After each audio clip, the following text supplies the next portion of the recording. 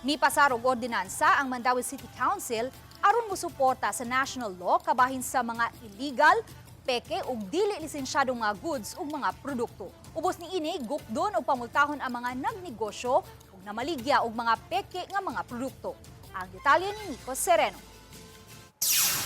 Pila ka semana ang nakalabay dunay shipment sa giingong illicit imported cigarettes. Nakumpiskar sa operasyon sa NBI ug Bureau of Customs nga nasayran nga wala di ay magbayad og buhis sa gobyerno.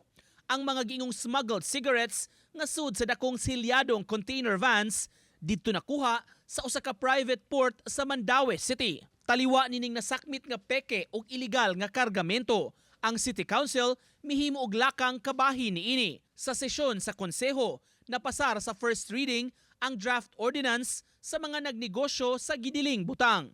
Pinaagi niini buot sa syudad nga patubagon ang mga nagnegosyo nga mibaligya naghupot og mga gidiling items. Any person, whether you're a wholesaler, distributor, retailer, masipag sari-sari store. Ubos sa ordinansahon sa Mandawi kung mamatud-an, maapektuhan ang permit sa maong negosyo nga gi-issue sa LGU.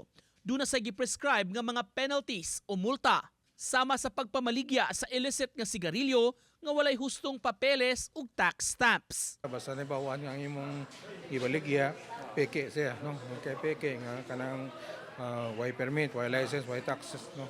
Fake siya, so pwede jud ka madakpan na masilutan ug makasuhan ka. Giklaro hinuon sa opisyal ang ordinansa agi og suporta sa national law ug pamaagi paghingusog niini diha sa dakbayan sa Mandawi. Uban ni Marlon Melgazon, Nico Sereno, Balitang Bisdak.